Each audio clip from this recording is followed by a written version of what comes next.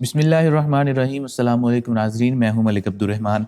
आप देख रहे हैं हमारा यूट्यूब चैनल और फेसबुक पेज। नाज़रीन, आज की इस वीडियो के अंदर हम बात करेंगे रूस और यूक्रेन के दरमियान जो एक तनाज़ा है उसके बारे में। आपको बताने की कोशिश करेंगे कि यूक्रेन और रूस के दरमियान असल में ये मसला है क्या, और कशीदगी हर दिन के साथ बढ़ती जा रही है। इस मामले के अंदर सिर्फ रूस और यूक्रेन ही नहीं है, बल्कि दुनिया की बड़ी बड़ी सुपर पावर्स जैसा कि अमेरिका है और दीगर जो इत्तेहादी हैं, वो सारे के सारे इस मामले के अंदर शरीक हैं। असलहे की दौड़ में बहुत कुछ हो रहा है, वो सारी की सारी डिटेल आपके साथ शेयर करेंगे।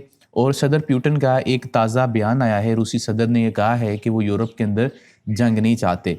लेकिन बहुत सारे लोगों का ये ख्याल है कि मामला जिस तरफ जा रहा है आने वाले सालों में शायद वर्ल्ड वार 3 जो है वो इसके ऊपर हो जाएगी। इसके अलावा आपके साथ पस मंज़र भी शेयर करेंगे कि यूक्रेन और रूस का असल में तनाज़ा है क्या, और अब आपके साथ ये भी शेयर करेंगे अमेरिका क्या चाहता है और रूस की क्या हिकमत अमली हो सकती है।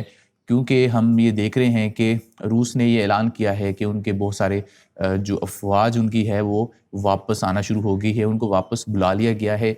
लेकिन अमेरिका स्टिल ये कह रहा है कि रूस जो है वो यूक्रेन के ऊपर हमला कर सकता है। तो पिछले हम कोई 1 महीने से देख रहे हैं कि रूस और मगरबी ममालिक के दरमियान यूक्रेन के मामले पर कशीदगी में मुसलसल इजाफा हो रहा है, और नेटो ने मशरकी यूरोप में अपनी अफवाज और बहरी बेड़ों की तादाद बढ़ाने का ऐलान किया है। इसके अलावा अमरीका ने भी यूक्रेन पर मुमकिन रूसी जारियत के पेश नज़र 8,500 एहलकारों को हाई अलर्ट जारी करने का ऐलान किया था। रूस ने अगरचे यूक्रेन की सरहद पर तकरीबन 1 लाख से ज़ायद फौजी तैनात किए थे, लेकिन साथ ही यूक्रेन पर हमले के अज़ाइम से मुसलसल इनकार करता रहा था। लेकिन यूक्रेन के मामले पर रूस और मगरबी ममालिक के दरमियान बढ़ती हुई कशीदगी पर आलमी सतह पर तशवीश पाई जाती है।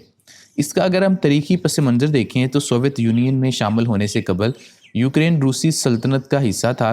1991 में सोवियत यूनियन के खात्मा हुआ तो यूक्रेन समेत 14 आज़ाद रियासतें कायम हुई। लेकिन यूक्रेन को अलहदा मुल्क के तौर पर तस्लीम करना कई तारीखी असबाब से रूस के लिए मुश्किल है। रूस और यूक्रेन के ताल्लुक़ की तारीख 9वीं सदी से शुरू होती है, जब कैफ कदीम रूसी सल्तनत का दारुल हुकूमत बना था, और सन 1988 में शहजादा व्लादिमीर ने रूस को ऑर्थोडॉक्स मसीहियत से मुतारफ़ करवाया था। आज यही शहर यूक्रेन का दारुल हुकूमत है। सन 1654 में रूस और यूक्रेन के दरमियान एक मुआहदा ता पाया था, जिसके बाद ये सल्तनत में मुत्तहिद हो गए थे और बाद में ये सोवियत यूनियन में भी साथ रहे। रूस में इनकलाब के बाद 1920 से 1930 के दौरान सोवियत आमर जोसेफ स्टालिन ने यूक्रेन के अलहदा रियासत बनने के इम्कानात ख़त्म करने के लिए वहाँ के दानश्वरों और किसानों के खिलाफ दहशत गर्दी की मुनज़्ज़म कार्रवाइयों का आगाज़ कर दिया था। सोवियत दौर के आखिरी बरसों तक यूक्रेन की अलहदा हैसियत के हामियों के खिलाफ सख्त पॉलिसियाँ नाफिज रहीं। इस तारीखी पस मंज़र की वजह से आज़ादी के बाद यूक्रेन ने मगरबी ममालिक से अपने रवाबत बढ़ाना शुरू कर दिए। नेटो ने भी मशरकी यूरोप में अपना दायरा असर बढ़ाने के लिए कई ममालिक को दिफाई इत्तेहाद का हिस्सा बनाना शुरू कर दिया। दूसरी आलमी जंग के बाद सोवियत यूनियन एक बालादस्त कुव्वत के तौर पर उभरी थी, इसलिए सर्द जंग खत्म होने के बाद सोवियत यूनियन का हिस्सा रहने वाले यूरोपीय ममालिक ने रूस के असर से निकलने के लिए नेटो का रुख करना शुरू कर दिया था। यूक्रेन भी उन ममालिक में शामिल था, लेकिन सोवियत यूनियन में शामिल दीगर ममालिक के मुकाबले में यूक्रेन की नेटो में शमूलियत रूस के लिए एक हसास मामला रहा है। यूक्रेन एक कमज़ोर माशियत है और इसकी सियासत में रूस के हामी और मगरबी ममालिक से ताल्लुकात बेहतर बनाने की हमायत करने वाले ग्रोहों में कशमकश जारी रहती है। रूस की जानब झुकाव रखने वाले यूक्रेन के उस वक्त के सदर विक्टर यानुकोविच ने 2014 में मॉस्को से ताल्लुकात बढ़ाने के लिए यूरोपीय यूनियन से मुंसलिक होने का मुआहदा मुस्तरद कर दिया था, जिसके बाद बड़े पैमाने पर एहतजाज हुआ। इस एहतजाजी लहर के नतीजे में उस वक्त के सदर को इक़्तिदार छोड़ना पड़ा था। इलाकाई सियासत में रूस ने उससे अपने लिए शिकस्त तस्वुर किया और उसके रद्दमल में 2014 में यूक्रेन के इलाके क्राइमा पर हमला कर दिया। क्राइमा पर रूस के काबिज़ होने के बाद अलहदगी पसंदों ने मशरकी यूक्रेन में पेशकदमी शुरू कर दी। यूक्रेन के मशरकी सनती मरकज़ डोनबास में रूस के कई हमायत याफ्ता अलहदगी पसंद गिरोह सरगर्म हैं और वहाँ होने वाली लड़ाई में 14,000 से ज़ायद हलाकतें हो चुकी हैं। लड़ाई में शिद्दत आने के बाद यूक्रेन के मुकाबले में अलहदगी पसंदों को पसपाई होने लगी, तो रूस ने उनकी मदद के लिए मशरकी यूक्रेन पर हमला कर दिया। जर्मनी और फ्रांस की मुसालहत से 2015 में यूक्रेन जंगबंदी हुई, लेकिन सूरत हाल का कोई सियासी हल नहीं निकल सका। गुज़िश्ता बरस के मशरकी यूक्रेन में जंगबंदी की खिलाफ वर्जियों में इजाफा हो गया और इस वक्त जंग के खतरात मंडलाने लगे। جب روس نے یوکرین کی سرحد پر بڑی تعداد میں فوج تعینات کر دی۔ اگر ہم روس کے حالیہ اقدامات کو دیکھیں تو گزشتہ ماہ امریکہ کے انٹیلیجنس حکام کو معلوم ہوا کہ روس یوکرین کی سرحد پر 1,75,000 زائد اہلکار تعینات کرنے کی منصوبہ بندی کر رہا ہے۔ اس میں نصف سے زائد پہلے ہی سے یوکرین کی سرحد پر مختلف مقامات ممکنہ حملے کی تیاریوں کے لیے موجود ہیں، جبکہ گزشتہ ماہ یوکرین کے وزیر داخلہ نے تصدیق کی تھی روس کے زیر انتظام کرائمہ میں 94,000 سے زائد روسی فوجی تعینات ہیں۔ انہوں نے رواں برس جنوری میں کسی ممکنہ تصادم کا خدشہ بھی ظاہر کیا تھا، جس کے بعد روس نے اس بارے میں موقف اختیار کیا تھا کہ وہ اپنی سرزمین پر فوج تعینات کر رہا ہے، جس کی وجہ سے کسی اور کو پریشان ہونا نہیں چاہیے۔ اب مسئلہ یہ ہے کہ کشیدگی کیوں بڑھ رہی ہے؟ روس یوکرین پر 2015 کی جنگ بندی کے معاہدے کی خلاف ورزی کا الزام عائد کرتا ہے۔ اس کے علاوہ معاہدے پر عمل درآمد نہ ہونے کے لیے مغربی ممالک کو بھی مورد الزام ٹھہراتا ہے۔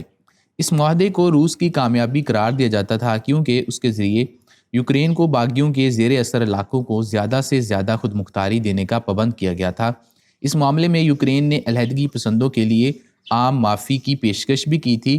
یوکرین بھی روس پر جنگ بندی کے معاہدے کی خلاف ورزی کا الزام عائد کرتا رہا ہے۔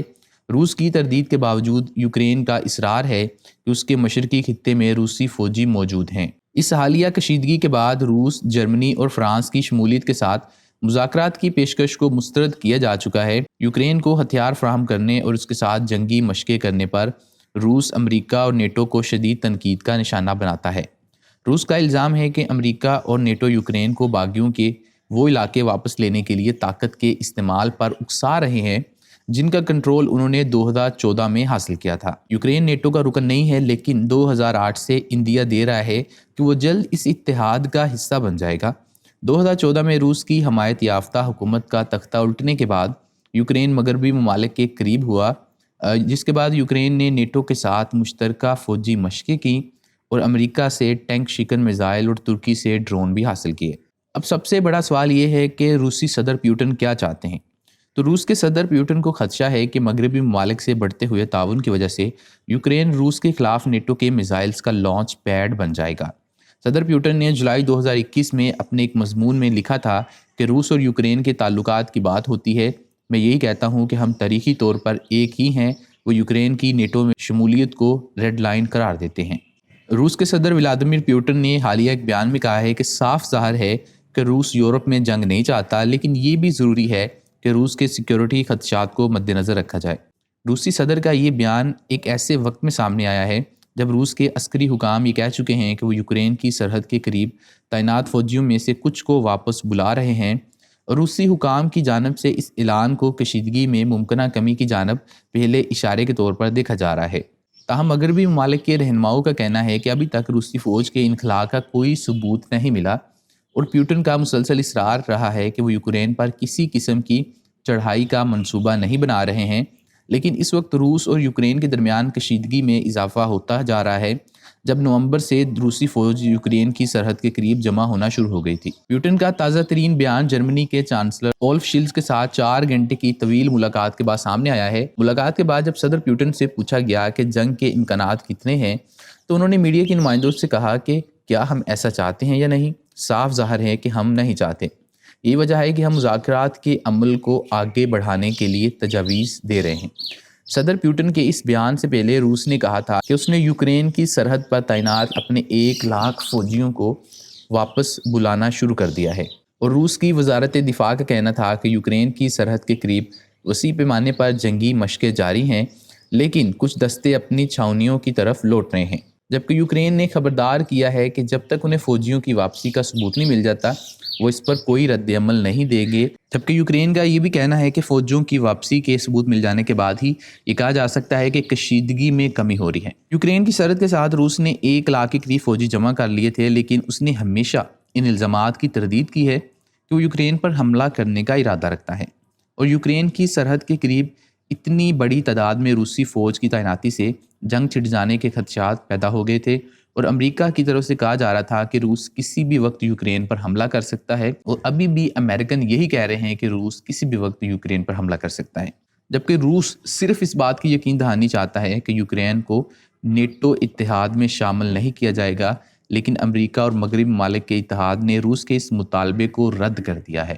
کئی ہفتوں سے روس اور یوکرین کی سرحد سے متواتر یہ خبریں موصول ہو رہی تھی کہ روس اپنی فوج میں مسلسل اضافہ کر رہا ہے، جبکہ اب ماسکو نے اعلان کیا ہے کہ مشقیں مکمل ہو گئی ہیں اور اس کے کچھ دستے اب چھاونیوں میں واپس بلائے جا رہے ہیں۔ کشیدگی میں ممکنہ کمی کی طرف یہ پہلا اشارہ ہو سکتا ہے، لیکن احتیاط کی ضرورت ہے۔ کتنے فوجی اپنا ساز و سامان سمیٹ کر واپس جا رہے ہیں یہ واضح نہیں ہے۔ ماسکو مسلسل یہ اصرار کرتا رہا ہے کہ اس کا یوکرین پر حملے کا کوئی ارادہ نہیں ہے، اور روس کے حکام نے مغربی ممالک کے ان دعووں کو کئی بار رد کیا ہے کہ روس یوکرین پر حملہ کرنے کی تیاریاں کر رہا ہے۔ تو یہ ساری وہ صورتحال ہے، اس سے دو باتیں واضح ہوتی ہیں کہ روس کبھی بھی اس نے یوکرین کو اپنے سے علیحدہ ملک تسلیم ہی نہیں کیا۔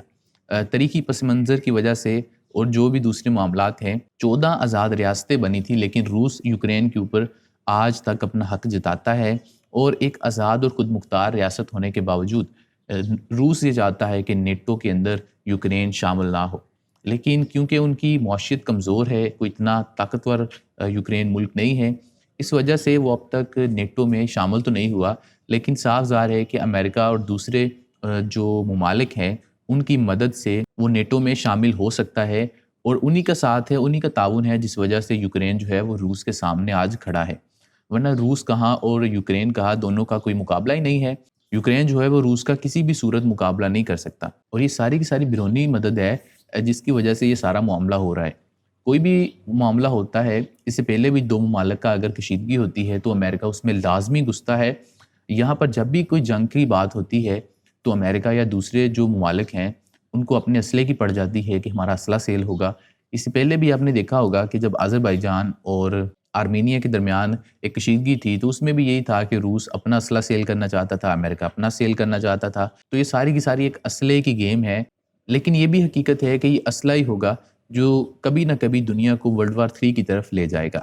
ہم امید کر سکتے ہیں کہ روس اور یوکرین کے درمیان یہ جو معاملات ہیں یہ حل طلب ہیں، اور ان کا حل کوئی نکلے، اور روس جس طرح کے بیانات دے رہا ہے کہ وہ یوکرین کے اوپر حملہ نہیں کرنا چاہتا، ہم امید کر سکتے ہیں کہ یہ بیانات سچ ہوں اور یہ صرف میڈیا تک باتیں نہ ہو، اور کیونکہ یہ معاملہ ایسا ہے کہ اگر کشیدگی ہوتی ہے تو ظاہر ہے پوری دنیا میں اس کے اثرات ہوتے ہیں، کوئی بھی ملک اس سے محفوظ نہیں رہ سکتا۔ اس ویڈیو کمنٹ سیکشن میں آپ ہمیں اپنا فیڈ بیک دے سکتے ہیں، اس کے علاوہ اس ویڈیو کو لائک اور شیئر کر دیں، اور اگر آپ نے ابھی تک ہمارے چینل کو سبسکرائب نہیں کیا تو چینل کو سبسکرائب کر دیں اور بیل آئیکن کو کلک کر دیں۔